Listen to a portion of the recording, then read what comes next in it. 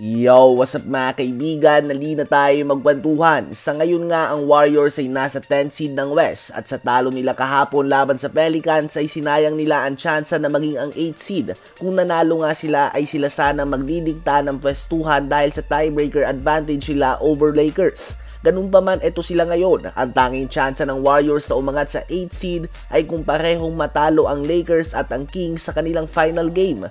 Yung sa Lakers nga ay talagang 50-50 pa yon. Ganun pa man, ang game nga ng Kings at ng Blazers ay heavily favored dito ang Kings.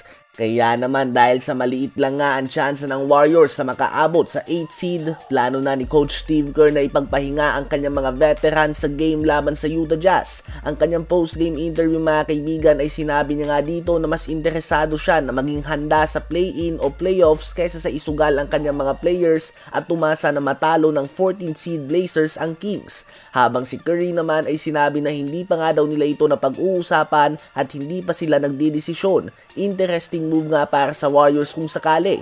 Kung talagang kontento na si Coach Kerr sa play-in tournament, ito ang mga possible scenarios sila. Kung matalo ang Lakers, ang Pelicans at manalo ang Kings, Lakers versus Warriors nga para sa knockout game. Ang home court advantage ay nakadepende sa resulta ng game ng Warriors. Kapag panalo sila laban sa Jazz ay home court ng Warriors. Kapag natalo sila ay home court ng Lakers. Kapag panalo naman ang Lakers, regardless kung manalo nga ang Kings o matalo ang Warriors and vice versa, Kings versus Warriors nga sa knockout game at Lakers naman ang mag-uuwi ng 8th seed.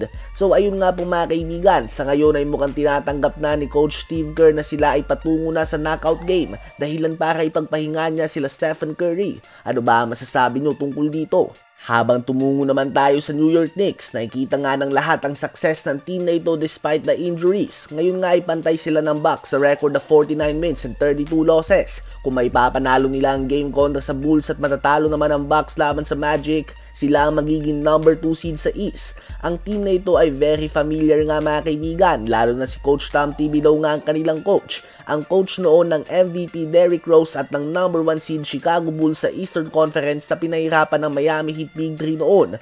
Kung titingnan mo nga ang pagkakabuo ng roster ng Knicks, hindi ito nalalayo sa Bulls noon. Andyan nga ang star point guard nila kay Jalen Brunson na nagsisilbing Derrick Rose ng kanilang opensa. Andyan si Julius Randle na kayang mag-face up at back to the basket tulad ni Carlos Boozer noon. Andyan si Hardenstein at Mitchell Robinson na mga center na nakafocus lamang sa depensa at rebound tulad ni Joakim Noah noon. Andyan din si OG Anunoby na isang elite 3-and-D player tulad lamang ni Luol Deng. At andyan naman sila Josh Hart, Donte DiVincenzo at McBride na mga hustle players at handang maglaro ng 48 minutes kung kinakailangan.